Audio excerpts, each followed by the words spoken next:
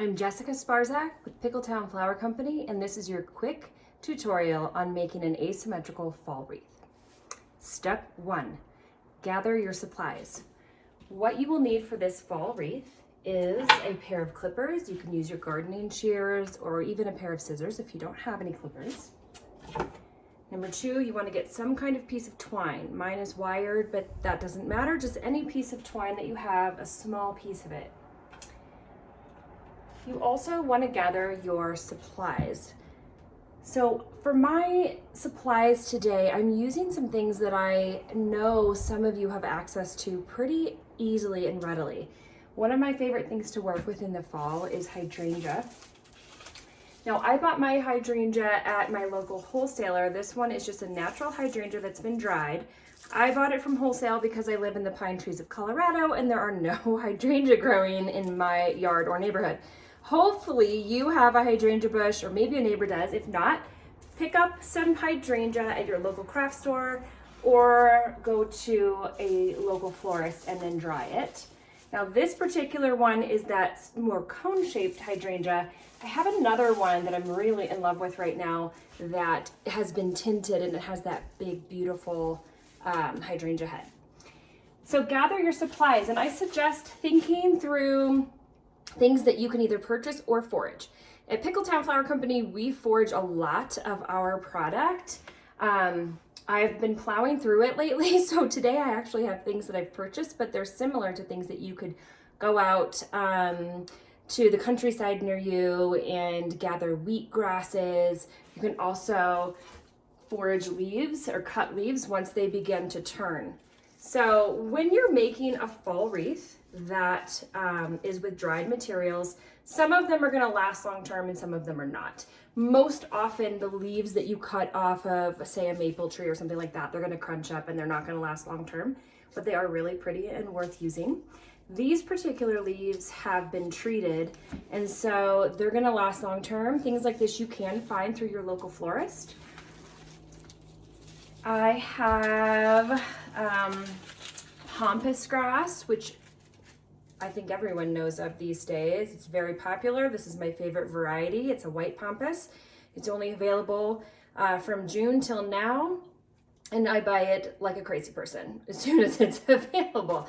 So you could use any kind of grass. You can go to your local craft store and find a grass, find it online. Again, you can forage somewhere local to you. If you're in California, this is growing like crazy, and you're very lucky. Let's see. So these are the elements that I'm going to use today, and you can pull together anything you find that is in those fall tones. You really can't go wrong. This is a fun style that I want to teach you. This is something that you can do over and over again. So I really love to start with a grapevine wreath base. You've seen these before. You can find them at any craft store. They never come perfectly round. Okay, so if yours is a little awkward, that's normal. So for an asymmetrical wreath style, I always like to find the lopsided part of your wreath. And I'm going to do, because I know that I'm going to be creating this mainly on one side of my wreath, I'm going to look for the heavier side, and that's what I'm going to connect to my nail like that. Okay, so you can see this is a little heavier, this is a little lighter. I'm going to turn it a bit more and hope it doesn't fall down while I teach you. Okay, first things first with asymmetrical wreath design. You want to take that little piece of twine that I told you about, and you want to put it at the point that's going to be the focal. So this is step 1 of your actual design process. I like to tell people to put their focal point right around, what is that, 7, 8 o'clock is usually what I say, between 7 and 8 o'clock. So you've got 6 and 9, your focal needs to be somewhere around 7 to 8. You're going to take your piece of twine and you're going to wrap it around that section, and this is not, it doesn't matter. Just tie it on, put a bow, doesn't really matter, because you're not going to see it eventually anyway. The whole point of this is my little trick. The whole point of this is to remind your brain, this is where the heaviest, most focal part of your design is going to go. So where you have your twine is where your focal pieces are going to end up. Now, the second part of designing with an asymmetrical wreath is you're going to think about starting at 9 o'clock and ending a little bit almost opposite of your focal point, okay? So we're gonna start up a little higher. I'm trying to get this to stick. It does not wanna stick. Use a better nail. I'm not using a great nail. I'm gonna start here and put some of my product in, and then I'm gonna go over here. Now, when you're at the top, you want your movement to go from this direction up. So we wanna see this going to the left. When you're working down here, you wanna see your product come down and sort of droop to the right. Let's get started. I am gonna start off with a little bit of my fall leaf. I'm gonna start at the very top, and you see what I'm saying about the product that you're using should go up and left. So let's start placing. What's cool about working with a grapevine base is that you do not need glue, you do not need twine. You can literally just tuck your product right into the grapevine. This is one of the reasons I use this a lot, especially when I'm teaching, because it's a very simple process, and I know so many people who don't want to use a glue gun, so you're welcome. You don't need a glue gun. Next step, I'm just gonna continue adding, okay? So I'm gonna add more product, cutting as necessary. Okay, this one's still a little long, so I'm looking for pieces I can use that are not too long. All right. Now this is a quick wreath style. This is something that you can create, use it for a couple months, and then take it all out and redo it for winter or for whenever, okay? So this is not something that you need to stress. It's a very organic style, so just working with the elements that you have. I always tell people, or nature doesn't make the same things twice, right? So no two branches, no set of leaves is gonna look the same, and that's fine. Just work with the way nature has given it to you. And she created this beautiful curve here, and I think the curve looks lovely coming out to my left.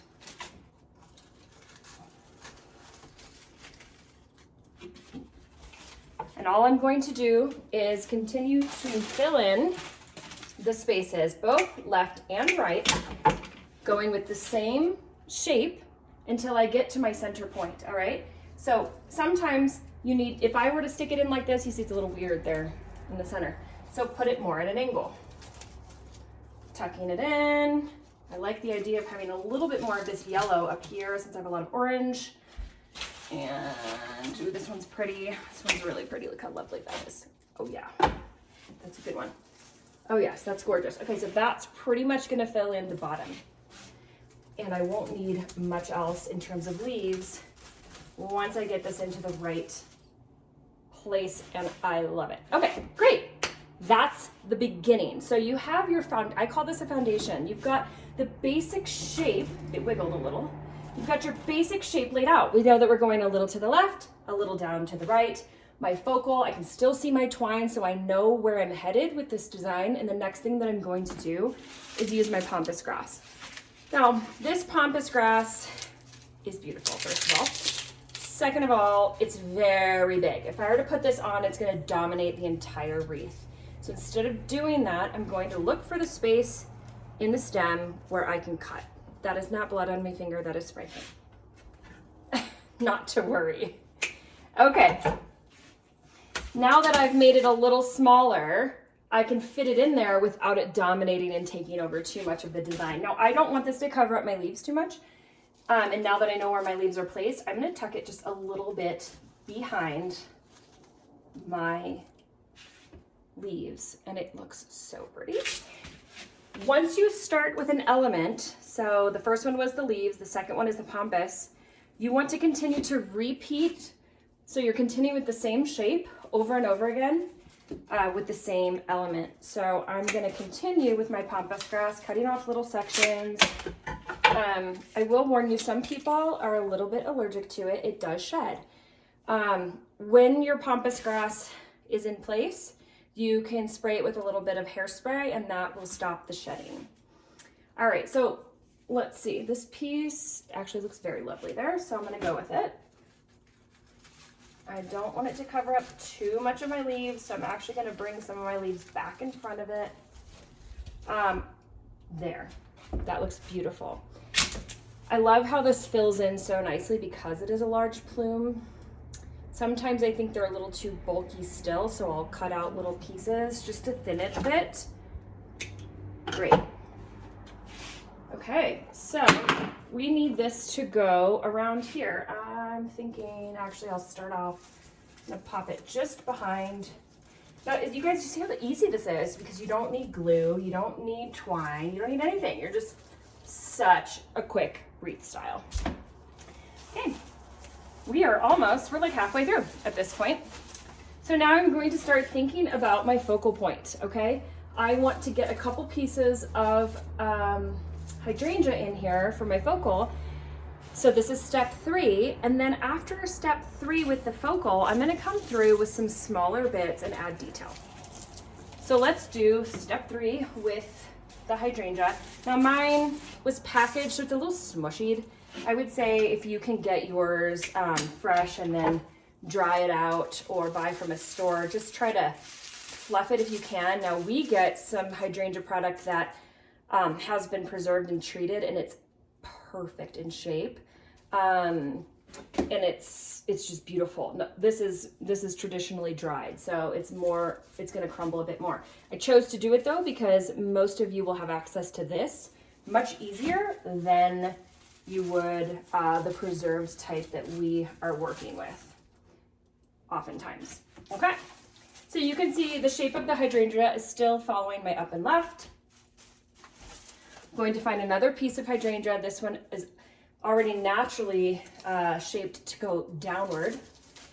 I have a littler piece. Let's see. Yeah, I do like that one. Now this just feels a bit bulky to me, so I'm going to take a few pieces off of it. Just feels too big. I like that much better. I'm going to cut, and I'm going to place it so that it's going down.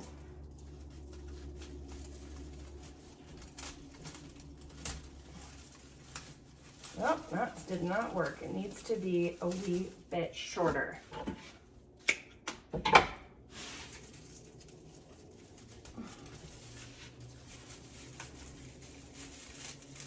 Now I'm kind of butchering my hydrangea a little bit along the way. Like you can see confetti falling down. It's okay, don't stress it. No big deal. All right, so I might take a few of the pieces that I cut off and place them in just to add a little extra up here where I want it. That looks really pretty. And a bit more, where did it go? I've lost it. So take a piece of my small one, add just a bit.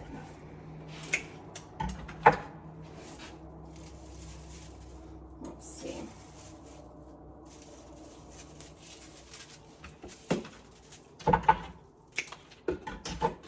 Little teeny one, that's much better. I like for the bottom of my wreath with the focal, I like for it to be heavier because just naturally things that are heavier fall to the bottom, right? And it looks a little strange sometimes if you have a ton of product up here and then not a whole lot down here. So usually towards the end, I start adding more towards the bottom so we get a heavier falling feeling, I guess, that's the way you could say it. All right, and then I would like to finish it with my other tone of hydrangea. I think this is so gorgeous, but as you can see, it's a very big head. If I were to put that on, it's gonna be very big, too big. So I'm gonna cut little pieces of it and try not to cut my fingers while I do this backwards. Okay. So we're gonna cut that off and just add bits of it in to get a different color. I love this limey green color. I don't even know what to call it. It's like a yellowy green, I guess. It looks much darker in the camera than it is. I'll move the camera closer when we're done here. But I just think this is such a beautiful color. So I'm gonna place it. And hopefully you will be able to get your hands on some really beautiful hydrangea as well. All right, so you can see where I'm able to place the hydrangea in a different shape than it would have been had I just stuck the whole clump on there. And I'm loving how heavy and beautiful this feels. but I can tell that it looks a bit like a ball right there. So now we're at step 4. Step 4 is where you come through, and I call it freestyle. You're gonna take little bits of wheats and grasses and the smallest elements that you have, and you're gonna start to place them all over the place, and they're gonna give this a lot of movement. So this is step 4. It's your final step in the design process. And it's a lot of fun because you can kind of see where you need to add something. Now, I will tell you that dried product, especially this type of hydrangea, if you've dried it at home, it can be fragile. So it's best to put this particular design inside your house, or say if you have a spot where you have an area next to the door outside where it's not gonna, your door isn't gonna be opening and closing with the wreath on it, you could place it to the side. If you want a wreath for your door, then I suggest using mostly just the leaves and the grasses and not the delicate hydrangea. I think I'm also gonna add just a little smidge of this color. Let's see if this looks good. Sometimes I think these things and then they're not a great idea. But I think, yeah, I like it. We just need like a hint of this color out here to finish it off. And I moved it a little bit. Sometimes too, I will say to you, you know, my twine is over here and my design's kind of moving this way. Here's the great thing. All you have to do is just move it. No big deal. Just to keep your focal over there, not a problem. So during freestyle, you can add in any of the product you've already used as well. So I can already tell that my design needs more leaves because they're feeling very flat against the wreath, and I want them to pop out a little bit more. So I'm gonna come back in, adding some leaves that are coming out from the design, from the focal, and that will give it, one of my favorite words, it will give it a little dimension, give it some life so it doesn't feel like it's just flat. Okay, so continue adding, and I'm going to come in with a bunch of these this is called florals. Okay,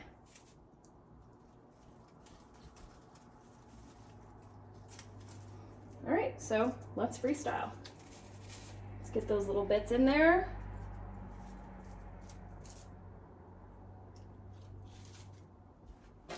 I also have another product that I love. This is actually flax. This flax has been bleached.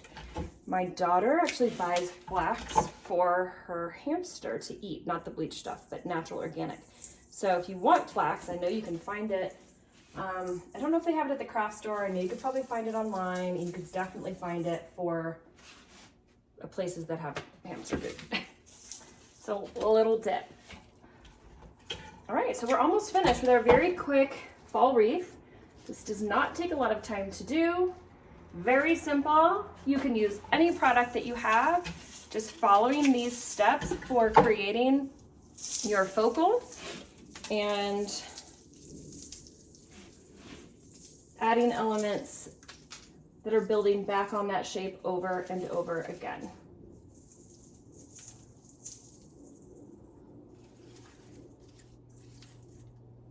Darling, I love it. Okay, and that's it. A few easy steps, 4 steps really, to creating an organic style fall wreath, hopefully with things you've gathered just from your own yard or neighborhood.